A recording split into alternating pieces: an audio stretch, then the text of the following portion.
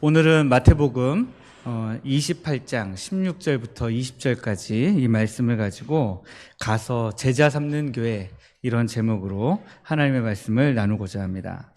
이 본문은 교회사 전체를 통틀어서 대위임령, 대위임령이라고 그렇게 불려져 왔습니다. 이게 발음이 좀 별로 좋지 않은데요. 영어로는 Great Commission이라고 해가지고 혹은 어떤 분들은 이름을 좀 약간 바꿔서 대사명 이렇게 부르시는 분들도 있습니다. 어쨌든 대위임령 혹은 대사명, 이것은 부활하신 예수 그리스도께서 이제 지상에서 40여일 계시다가 승천하시기 전에 제자들에게 주신 최후의 명령, 마지막 명령, 그래서 우리가 대위임령이다 이렇게 이야기합니다. 왜냐하면 주님이 이제 승천하시면서 이 땅에서의 나머지 사역들, 주님이 이미 다 완성해 놓으셨는데, 다 완성해 놓으신 그 사역이 다시 온 세상으로 퍼져가도록 주님께서 우리에게 사명을 위임해 주셨다. 이래서 대위임령이다 이렇게 이야기합니다. 그래서 이 말씀은 온 세상에 나아가 모든 민족을 제자 삼으라 하는 교회의 근본적인, 근원적인 사명을 담고 있는 말씀입니다.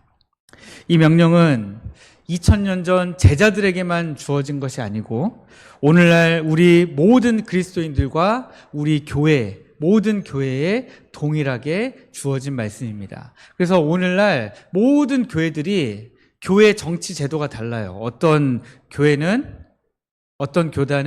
장로 정치 제도를 택하고 있기도 하고요.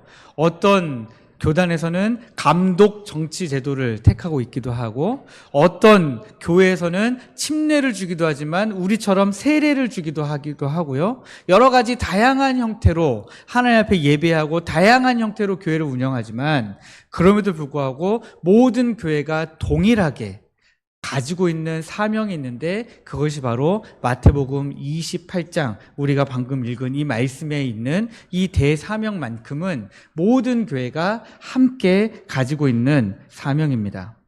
그래서 대위임령인데 또 조금만 바꿔서 이야기하면 위대한 사명이다, 그렇게 이야기할 수 있습니다. 그런데 이 위대한 사명, 대위임령, 우리도 어디 가면은 대포항택전교회라고 이야기하잖아요. 저는 그렇게 얘기하고 다니는데, 여러분들도 어디 가시면 우리 대포항택전교회는요 하고 자랑하십니까? 앞에다 우리 항상 대자를 붙여서 그레이트 포항택전교회 이렇게 하시면 좋을 것 같아요. 그런데 이 대위임령을 받는 제자들의 모습은 어떻습니까? 18절, 19절, 20절만 보면 너무너무 은혜가 되는데요. 16절, 17절을 보면 이게 뭐지? 왜 이 말씀을 써 놓으셨지? 라는 생각이 듭니다. 왜냐하면 17절 말씀에 뭐라고 되어 있습니까? 예수를 배웠고 경배하나 아직도 의심하는 사람들이 있더라. 이게 도대체 무슨 말입니까? 대위임령을 받기 직전에, 우리 주님이, 부활하신 주님이 승천하시기 바로 직전에, 이 중요한 순간에 아직도 의심하는 사람이 있다니요. 아직도 우리 포항택전교회의 부흥과 성장을 의심하시는 분 계십니까? 우리 지금 이렇게 이제 열심히 예배드리고 열심히 하나님이 기뻐하시는 길을 함께 걸어가고 있는데 아직도 혹시 의심하시는 분 계십니까? 우리는 의심을 안 하는데 이 제자들은요, 주님의 못 박히신 옆구리에 손도 넣어보고, 주님과 함께 부활하신 주님이 벽을 막 통과해서 오시는 것도 보고요, 온갖 것을 다 경험했는데 아직도 의심한다고 하니 정말 깜짝 놀랄 일이 아닐 수 없습니다. 부활하신 주님을 목격하신 후에도 믿지 못했다, 의심하고 있다, 여전히. 이거는 그 사람들을 우리가 정말 어떻게 생각해야 될지 모르겠어요. 여기에 의심하는 자도 있더라, 의심하는 사람들이 있더라 그랬는데요. 이 의심하는 사람들이 있더라 하는 이 있더라는요, 과거의 어느 시점에 의심이 시작해가지고요. 아직도 끝나지 않고 계속 이어지고 있는 의심을 계속적으로 하고 있는 모습을 우리에게 보여주고 있습니다. 주님이 부활하셨다는 소식을 듣는 순간부터 의심이 시작돼가지고 진짜 부활하셨을까? 설마 죽은 사람이 어떻게 부활해? 했는데 그 주님이 짠 하고 나타나셨어요. 온 사방이 벽이고 문도 잠궈놨는데 주님이 벽을 통해 들어오셔서 너희에게 평안이 있으라 말씀하신 주님을 경험했습니다. 와, 그 주님을 도마가 너무 의심하니까 주님이 나타나셔서 야, 너 손가락을 내 옆구리에도 넣어보고 내 손에도 이렇게 한번 넣어봐 해가지고요. 그렇게 해보고 도마가 예수님을 믿었어요. 그 모든 모습을 다 봤는데도 여전히 그때 시작된 의심이 그때 끝났어야 되는데 끝나지 않고 계속해서 지속적으로 의심이 지금까지 이어져 내려온 그런 상태를 보여주고 있습니다. 그런데 이 모습은요, 사실 우리의 모습이죠.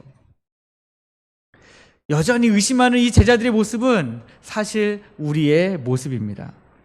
우리 역시 신앙생활을 하면서 의심과 확신 그 어딘가 사이를 막 떠돌아다니는, 그래프로 따지면 어느 날은 확신에 차서 믿음이 너무 좋아가지고 막 그래프의 꼭대기까지 올라갔다가 어떤 날은 하나님에 대해서 믿을 수가 없어서 저 의심이 저 밑바닥까지 내려갔다가 다시 또 하나님이 뭔가 일을 해주신 것 같으니까 기뻐가지고 또 믿음이 저 꼭대기까지 에베레스트보다 더 높이 올라갔다가 또 어떤 날은 또 저 바다보다 더 깊이 의심의 골짜기가 깊어지는 모습이 바로 우리의 모습입니다. 그런데 여기서 저는 이 16절, 17절 말씀을 대위임령에 대해서 설교할 때마다 16절, 17절은 사실 떼버렸었어요. 아니 18절부터 20절까지만 설교하고 우리 그러니까 복음 전합시다 하고 끝 하면 되는데 여기에 왜 16절, 17절이 있을까? 고민도 안 하고요. 그동안은 16절, 17절은 자동으로 빼고 항상 본문은 18절, 19절, 20절만 넣었는데 이번에는 16절, 17절을 넣고 이 말씀을 계속해서 드려보다가 이 말씀이 참 은혜가 되더라고요. 왜냐하면 여전히 아직도 의심하는 자가 있는데 그 의심하는 자들에게 지금 주님이 뭘 주고 계세요? 대위임령을 주고 계세요. 여전히 미련하고 여전히 믿음이 연약하고 여전히 그 확신에 찬 믿음이 없는 가운데 있는 그 제자들인데도 불완전한 모습인데도 불구하고 그 제자들에게 우리 주님이 대위임령을 주고 계시다. 오늘날의 젊은이들이 스펙 쌓으려고 얼마나 애를 쓰고 노력합니까? 각종 자격증을 다 취득해야 되고 공부했다 하면 무조건 A뿔 이상 받아야 되니까 A뿔 이상은 없죠. 뭐 A 이상은 받아야 되니까 이제 학생들이 그 성적 받으려고 컨닝하고 속이고 이런 거 아무렇지도 않게 결과가 나와야 되니까요. 그렇게 하면서 열심히 좋은 성적 만들고 좋은 증명서 따고 해가지고 그렇게 해서 왜 직장을 구하고 있습니까? 직장은 대기업은 완벽한 사람을 지금 찾고 있기 때문에 그렇잖아요. 완벽한 사람이 아니면 우리 회사의 일을 맡기지 않겠다는 거잖아요. 그런데 우리 주님은 그렇지 않다는 거예요. 우리 주님은 불완전해도 완벽하지 않아도 심지어 우리에게 있어서 가장 중요한 것이 믿음인데 그러므로 오직 의인은 믿음으로 말미암아 살리라 했는데 우리는 믿음도 부족해. 그런데도 불구하고 주님이 그 연약하고 부족한 우리들에게 여전히 이 대위임령을 주신다라고 하는 것입니다. 구약에서 하나님이 모세를 부르시는 장면을 한번 떠올려 보기를 원합니다. 하나님이 타지 않는 떨기나무가 이렇게 있는데 타지 않아요. 그 떨기나무 가운데 불꽃으로 나타나셔가지고 모세를 부르십니다. 너가 선 곳은 거룩한 곳이니 너의 발에서 신을 벗으라. 그리고 모세에게 사명을 주십니다. 가서 이스라엘 백성을 끌고 출애굽해라. 사명을 주시는데요. 모세가 아이고 하나님 그런 말도 안 되는 말 하지 마세요. 저는요 이 말이 얼마나 약한데요. 하나님 제가 뭐라고 사람들이 저를 따라오겠습니까? 제가 뭐라고 제가 우리 백성들을 다 내보내라 하면은 바로가 제 말을 듣고 이스라엘 백성들을 내보내겠습니까? 하나님 저는 말도 못해요 하면서 계속해서 거부할 때 하나님은 어떻게 하셨습니까? 걱정하지 마라. 내 품속에 손을 넣었다 빼봐. 그랬더니 문둥병이 나병이 걸리는 거예요. 다시 넣었다 빼니까 나병이 나와요. 지팡이를 던졌더니 뱀이 돼요. 다시 꼬리를 잡았더니 다시 지팡이가 돼요. 그런데도 모세가 안 된다고.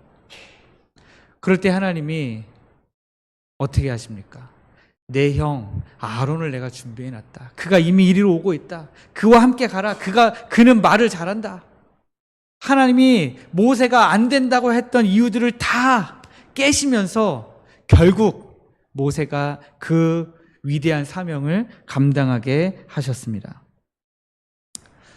그러므로 여전히 아직도 의심하는 자들이 있는데 그들에게 대위임령을 주신 이 모습을 보면 이것은 우리 하나님의 주권적 은혜, 우리의 완전함이 아니라 하나님의 신실하심에 기초한 하나님의 선택이시구나, 하나님의 인도하심이구나 라고 하는 것을 우리가 알 수 있습니다. 이 대위임령, 대사명은 우리의 공로나 자격이 아니라 하나님께서 하나님의 뜻으로 우리를 기꺼이 부르시고 기꺼이 사용하시겠다라고 하는 하나님의 의지적인 표현입니다. 그러니까 다시 말해서 누구는 태어날 때부터 전도 잘하는 사람이 있습니까? 누구는 태어날 때부터 입에 누구는 금수저 물고 태어나고 누구는 은수저 물고 태어나는데 누구는 복음 물고 태어나는 사람이 있어요? 다 어려워요. 복음을 전한다는 것은 전부 다 어렵습니다. 그런데 우리가 그렇게 불완전하고 복음을 전하고 이 귀한 사명을 감당함에 있어서 여전히 우리에게는 어려움이 있지만 하나님께서 그렇게 하겠다고 하셨으니까, 그렇게 우리에게 사명을 주셨으니까 우리는 조금 더 두려움과 염려를 내려놓을 수가 있는 것입니다. 그런데 예수님께서 이런 믿음이 연약한 제자들에게 사명을 주시기 전에 먼저 하신 말씀이 있어요. 그 말씀이 18절 말씀에 나오는 권세를 선언하시는 말씀입니다. 예수님께서 이렇게 말씀하시죠. 하늘과 땅의 모든 권세를 내게 주셨으니. 이것은 얼핏 보면 그렇게 주님이 이렇게 말씀하시는구나, 19절 20절 말씀이 너무 귀하고 소중하니까 18절 말씀은 그래 주님께 그런 권세가 있지 하고 우리가 넘어갈 수는 있는데, 이것은 이어져 나오는 19절과 20절 말씀의 신학적인 토대가 됩니다. 여기에 모든 권세라고 하는 것은 무엇입니까? 제한이나 예외가 없는 절대적인 통치권을 말씀하시는 거예요. 구약 성경에 다니엘 7장 13절 14절을 보시면 제가 한번 읽어드릴게요. 이렇게 기록되어 있습니다. 내가 또 밤 환상 중에 보니 인자 같은 이가 하늘 구름을 타고 와서 옛적부터 항상 계신 이에게 나아가 그 앞으로 인도되매 그에게 권세와 영광과 나라를 주고 모든 백성과 나라들과 각 방언하는 자들이 그를 섬기게 하였으니 그의 권세는 소멸되지 아니하는 영원한 권세요 그의 나라는 멸망하지 아니할 것이니라. 이렇게 기록하고 있습니다. 여기에 인자 같은 이라고 기록되어 있어요. 인자 같은 이가 모든 권세를 받았는데 이 인자 같은 이는 예수 그리스도를 말하는 것입니다. 그리고 옛적부터 항상 계신 이는 하나님이시죠.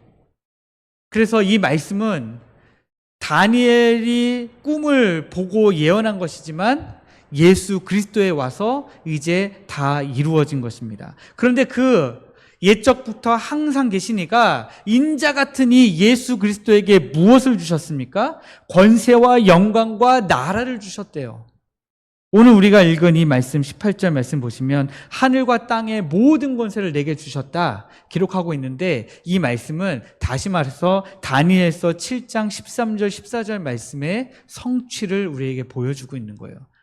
다니엘이 꿈을 보고 예언했던 내용인데 그것이 몇백 년을 지나서 예수 그리스도에게서 성취가 된 것입니다. 그런데 이 모든 백성과 나라들과 각 방언하는 자들이 그 예수 그리스도를 섬기게 되었다라고 하는 것은 어떤 민족이나 지역에 국한되지 않는, 그 어느 곳에서 한계되어지지 않는 우리 예수 그리스도의 완전하신 통치권을 이야기하고 있는 거죠. 예수님께서는 공생의 기간 동안에 스스로를 가리켜서 인자라고 하셨습니다. 인자는 섬김을 받으려 함이 아니라 도리어 죄인들을 섬기러 왔노라 하신 그 말씀에 등장하는 인자, 그 인자는 어떤 인자입니까? 이 다니엘서에 등장하는 인자인 것입니다.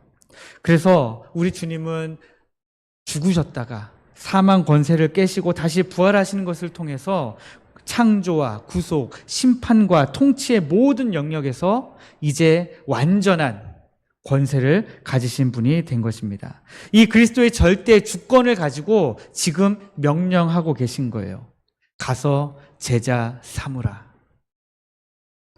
인간의 지혜나 능력으로 하라는 것이 아니라 하늘과 땅의 모든 권세를 내게 주셨는데, 아버지가 내게 주셨는데 내가 이제 그것을 너희에게 주노니 너희들이 그 권세를 가지고 가서 제자를 삼으라 라고 하는 것입니다.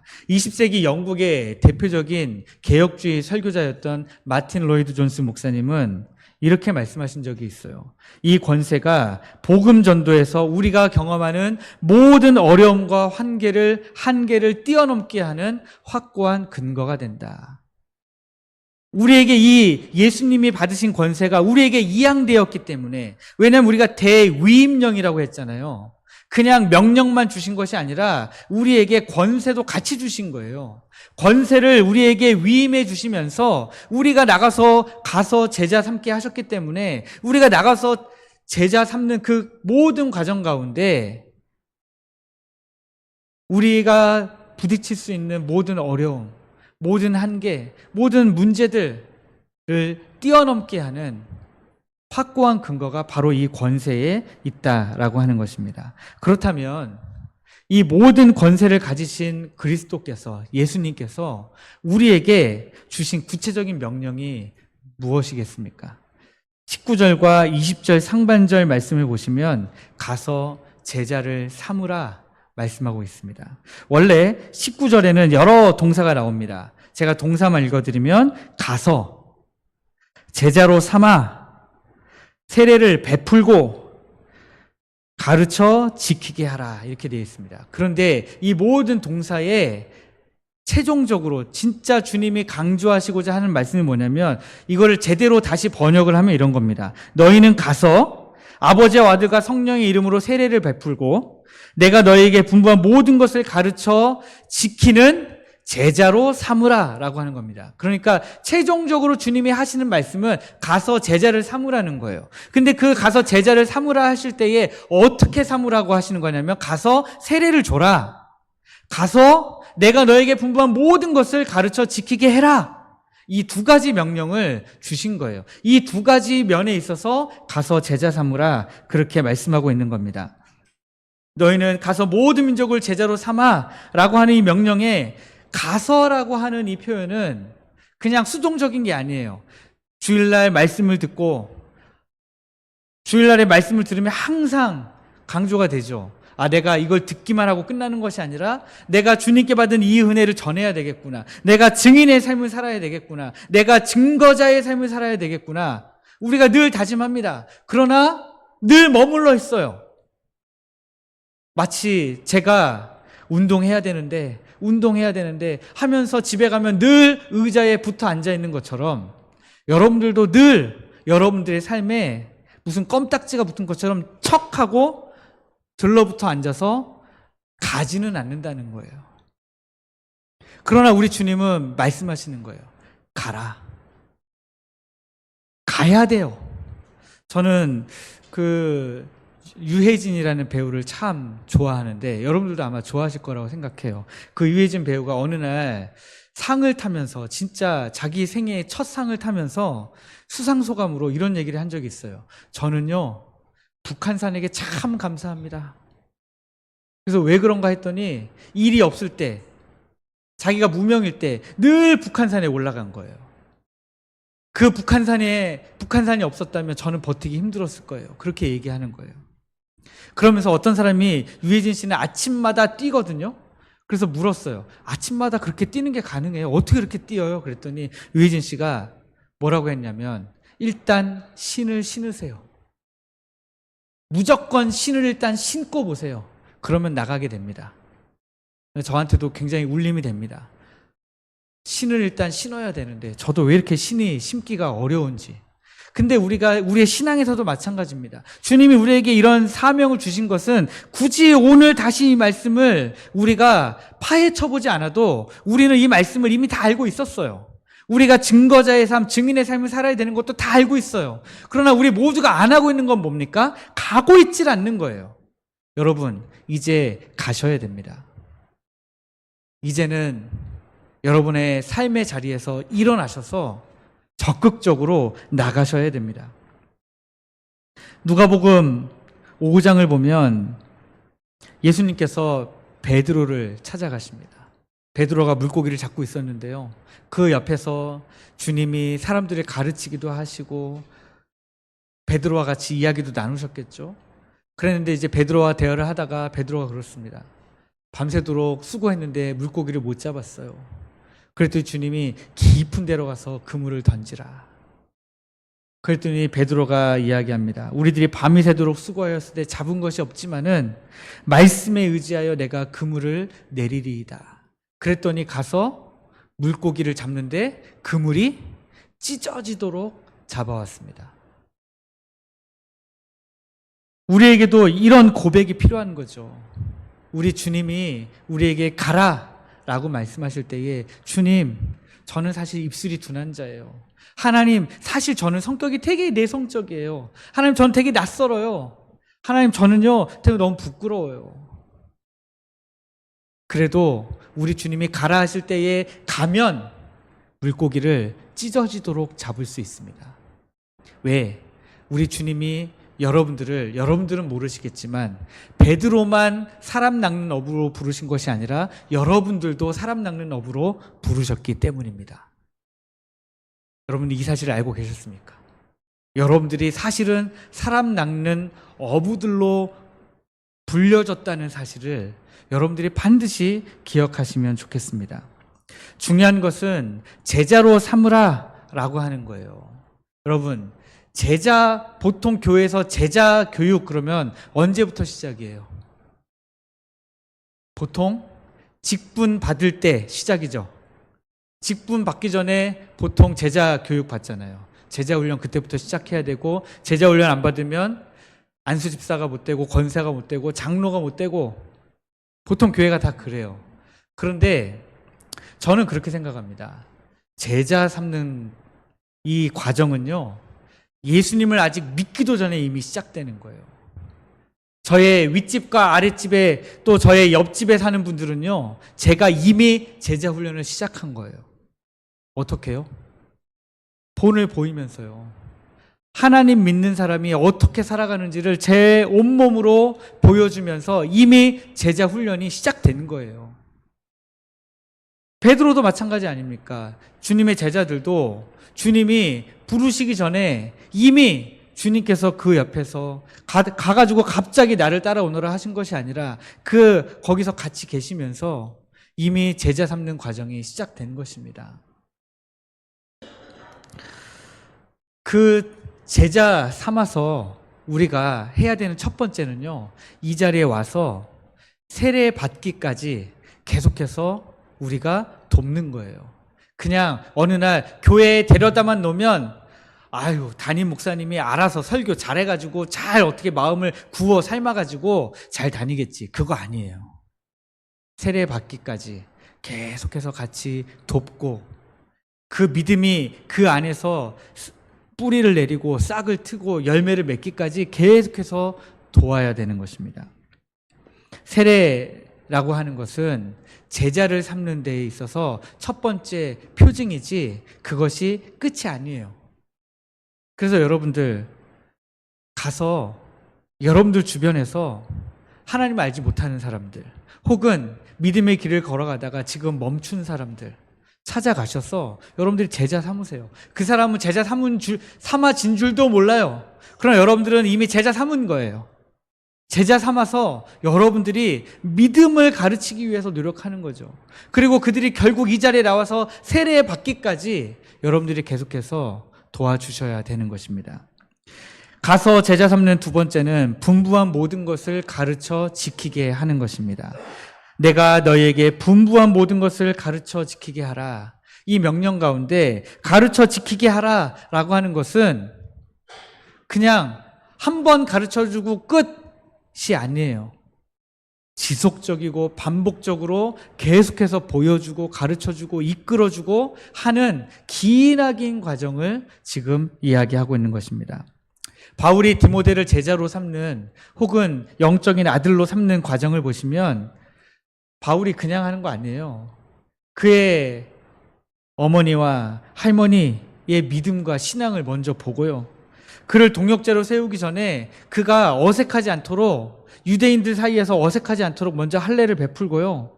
지속적으로 편지를 보내서 디모데야 이렇게 해야 돼 저렇게 해야 돼 디모데에게 편지를 계속해서 썼어요. 이것이 바로 제자 삼기의 모델이죠. 바울은 디모데를 제자 삼고 그냥 끝 난 것이 아니라 지속적으로 디모데를 가르치고 디모데를 이끌어주고 디모데를 제자 삼은 그 책임을 다하는 것을 우리가 볼 수 있습니다. 제자 삼기는 그래서 어떻게 보면 평생 동안 우리가 계속해야 되는 영적인 과정이에요. 영적인 양육 과정입니다. 이제는 어느 정도 연수가 되었으니까 이제는 내가 필요 없겠지. 그게 아니라는 거예요. 저는 그런 경우가 참 이제 있을 때마다 마음이 아픈데요. 지금까지 목사를 믿고 따라왔는데 이 목사님들이 어느 순간 은퇴하거나 이렇게 되면 갑자기 다른 분들이 되시는 분들이 가끔 있는 것 같더라고요. 그래서 전혀 지금까지 가르쳐 준 대로 행동하지 못하는 그런 모습을 가끔 보게 됩니다.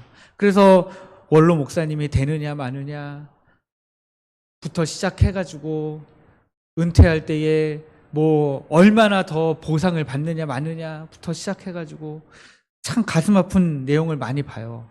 또 새로 온 목사님이 마음에 안 들면 또 기존의 성도들이 원로 목사님한테 쫓아가서 또 고자질하고 그럼 또 원로 목사님 그거 들으니까 가만히 있을 수가 없잖아요. 그러니까 또 와가지고 새로 된 담임 목사님 싸우고 이런 경우가 다른 교회가 엄청 많아요. 그래가지고 결국에는 원로 목사님 파, 새로운 담임 목사님 파 나눠져가지고 막 싸우고. 왜 그렇습니까? 목사님들이 목회 과정, 이 모든 과정을 계속해서 지속적으로 양육하는 과정으로 인식하지 못했기 때문이에요. 은퇴하고서도 어떤 모습을 보이느냐가 계속적인 양육의 과정인데 여전히 그 과정을 인식하지 못하는 거예요. 여전히 바라보고 있는 성도들을 모르는 거죠. 마찬가지입니다. 여러분들이 제자 삼은 사람들은요, 앞으로 여러분들을 계속해서 지켜보고 있어요. 나한테 얘기해 준 거랑 다르네. 나한테는 이렇게 하라고 했는데 기도 안 하네. 찬양 안 하네. 말씀을 안 보네. 그렇게 계속해서 의문을 갖기 시작하면 그들의 신앙도 결국 꺾여버립니다. 그러니까 여러분, 우리 모두가 나가서 제자 삼고 그 제자 삼은 책임을 또 계속해서 가져가야 되는 거예요. 여러분 그렇게 하실 수 있으세요? 여러분 그렇게 하실 수 있기를 원합니다. 그런데 이러한 막중한 사명, 가서 제자 삼는 사명 너무 막중해가지고 여전히 아직도 의심한 제자들처럼 우리가 과연 감당할 수 있을까? 이 사명을, 이 대유임령을 우리도 똑같이 할 수 있을까? 여러분 걱정되지 않으십니까? 그래서 바로 이 지점에서 우리 주님의 놀라운 약속이 등장하는 것입니다. 20절 하반절 말씀을 보시면 볼지어다 내가 세상 끝날까지 너희와 항상 함께 있으리라 하는 것입니다. 여기 볼지어다라는 말은 감탄사죠. 감탄사. 이 감탄사는 약속의 중대성을 주님이 지금 강조하고 계신 거예요. 진짜 내가 그렇게 할 거야. 봐봐, 두고 봐. 내가 진짜 너희들과 함께 한다. 하고 주님이 말씀해 주시는 것입니다. 세상 끝날까지 우리 주님이 우리와 함께 하신다는 약속은 뭐예요? 항상, 언제나. 어떤 분들은 항시, 경상도에서는 뭐라고 얘기합니까? 경북에서는. 항상을 가리키는 사투리가 있어요? 저는 잘 모르겠는데 이따가 예배 끝나면 저한테 좀 알려주세요. 네. 주님이 세상이 끝나는 순간까지 우리와 항상 함께 하신다고 약속하셨습니다. 구약의 아브라함을 보시면 창세기 26장 3절에서 주님이 아브라함에게 이런 약속을 주세요. 이 땅에 거류하면 내가 너와 함께 있어 너에게 복을 주고 라고 약속하십니다. 그런데 아브라함이 그 약속을 붙들고 계속해서 그 땅에 거류합니다. 무섭고 두렵고 이거 계속 있어도 되나 싶은데 계속해서 버텨내요. 그랬더니 하나님이 24절 말씀에 다시 나타나셔서 이렇게 말씀하십니다. 그 밤에 여호와께서 그에게 나타나 이르시되 나는 내 아버지 아브라함의 하나님이니 두려워하지 말라. 내가 너와 함께 있어 내게 복을 주겠다. 그렇게 말씀하고 있습니다. 이삭에게도 야곱에게도 하나님은 동일한 약속을 허락해 주셨어요. 우리 주님이 우리에게 주신 약속은 그냥 단순히 내가 너와 함께 있을게, 사탕 발린 말이 아니라 우리와 진심으로 그렇게 함께 하시겠다라고 하는 것입니다. 주님이 인간의 몸을 입고 이 땅에 오신 사건은 단순한 사건이 아니죠. 그것은 주님이 태초부터 하셨던 약속을 실제로 지키신 것입니다. 그런데 주님이 그 약속을 지금 이어서 우리와 함께 하시겠다 하는 약속으로 계속해서 이어가고 계신 것입니다. 우리 하나님이 함께 하시겠다고 하는 이 약속은 우리 교회 공동체 전체에게도 동일하게 주시는 약속이에요. 한 사람 한 사람에게도 주신 약속이지만 우리 모두에게 주신 약속이고요. 제자 삼는 사명도 우리 한 사람 한 사람 모든 성도들에게 주신 약속이지만 우리 교회에도 주신 약속입니다. 그런데 그 약속을 우리 주님이 보증해 주시겠다라는 거예요. 어떻게 보증해 주세요? 이어서 사도행전에 넘어가시면 사도행전 1장 8절에 뭐라고 기록되어 있습니까? 너희가 성령이 너희에게 임하시면 너희가 권능을 받고, 성령님이 우리에게 오시면서 우리 가운데 진짜로 함께하게 되시는 것이죠. 마태복음 1장 23절에 임마누엘의 하나님이 예언되었습니다. 임마누엘은 하나님이 우리와 함께 계시다라는 뜻인데, 그 임마누엘로 오신 예수님께서 마지막 승천하시기 직전에 하신 말씀이 내가 너희와 함께 하겠다라고 하는 약속인 거예요. 그러므로 여러분, 우리는 여전히 연약해요. 우리는 여전히 지혜가 부족합니다. 부끄럽고요. 때로는 이거 말해도 되나 두렵기도 하고요. 여러 가지 우리가 부딪히는 각자의 상황들이 있어요. 어떤 사람들은 외향적이어서 조금 더 쉽게 다가가기도 하고, 어떤 분들은 내향적이어서 좀 더 물러서기도 하고요. 어떤 분들은 외향적이어서 쉽게 다가가는 건 좋은데 그 다음에 뭐라고 말해야 될지 준비가 잘 안 되는 경우도 있고요. 내향적인 분들은 말은 준비가 되었는데 다가가는 게 너무 어렵기도 해요. 다 다릅니다, 상황이. 그런데 중요한 것은 우리가 우리에게 맡겨진 사명, 우리에게 위임된 대위임령을 감당하려고 할 때에 주님이 우리와 함께 계시겠다라고 하는 것입니다. 주님이 나와 함께 계셔서 내 입술을 주장하시고 내 마음을 주장하시고 나의 모든 삶을 주장하신다라는 거예요. 그러므로 여러분 두려워하지 마시고 여러분들 더욱더 힘을 내시기를 주님의 이름으로 축복합니다. 이제 말씀을 맺으려고 합니다.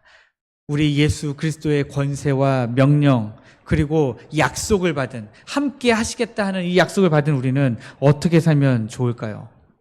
구체적으로 우리가 전도의 사명을 실천하기를 원합니다. 우리에게 위임된 이 우리가 사명을 받들고 그 명령에 순종해야 됩니다.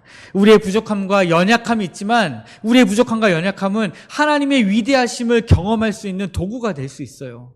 내가 연약하기 때문에, 내가 미련하기 때문에, 지혜가 없기 때문에 오히려 하나님이 일하시기 너무 좋아요.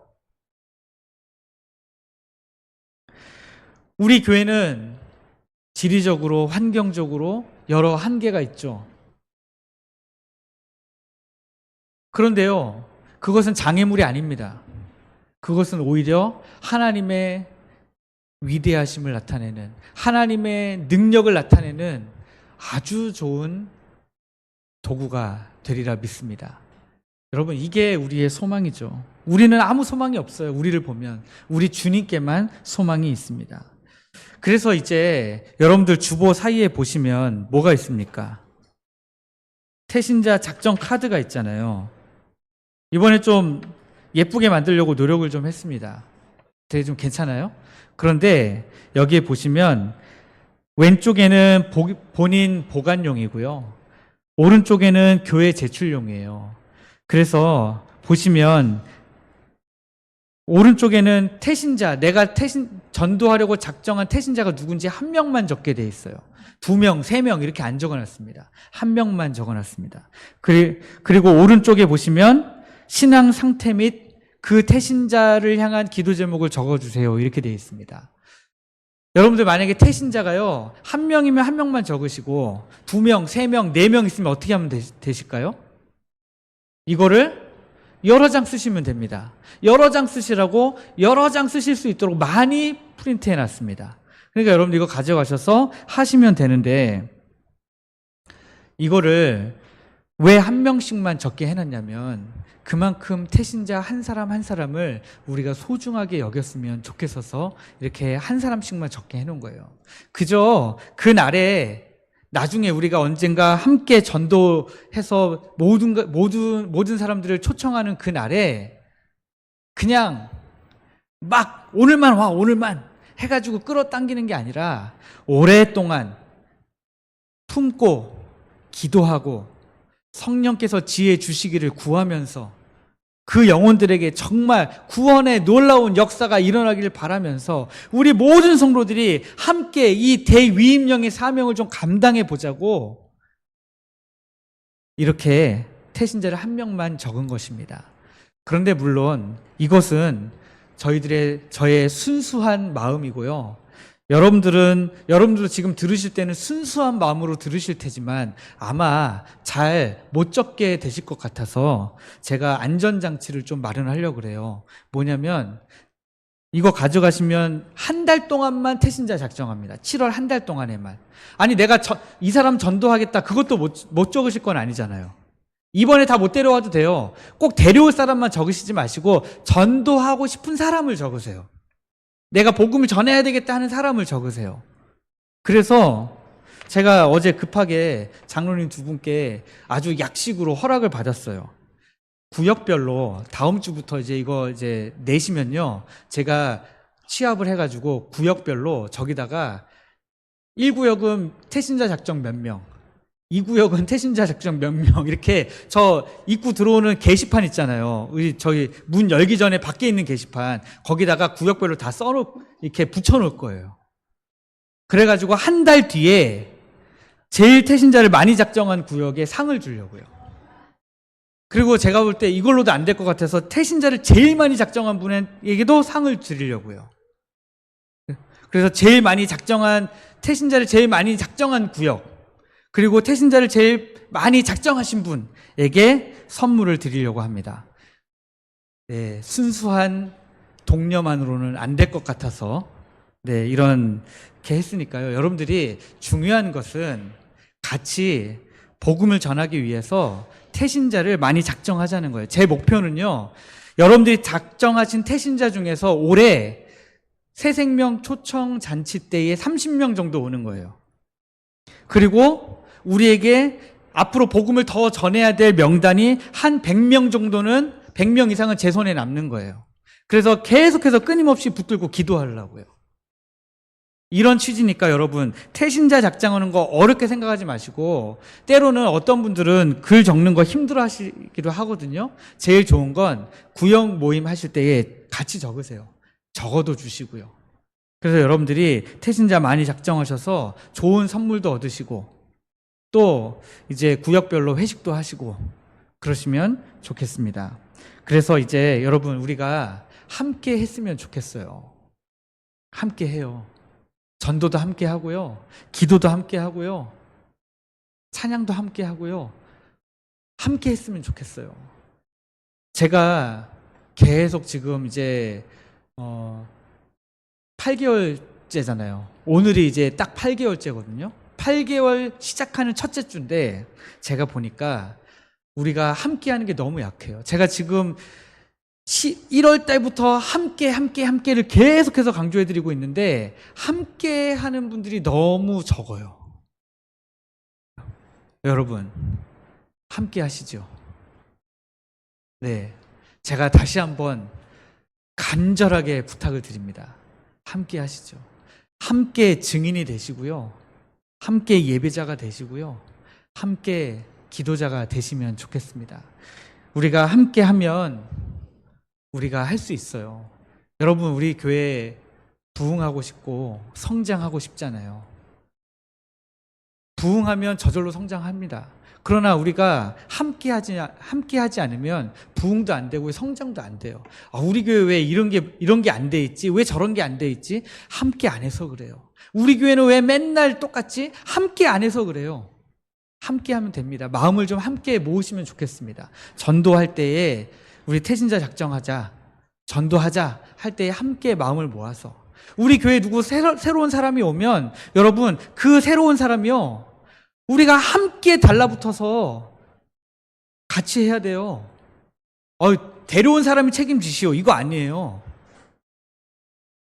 어렵게 데려왔잖아요. 그러면 어떻게 해야 됩니까? 우리가 다 같이 달라붙어서 사랑을 막 그냥 나눠줘야죠. 네.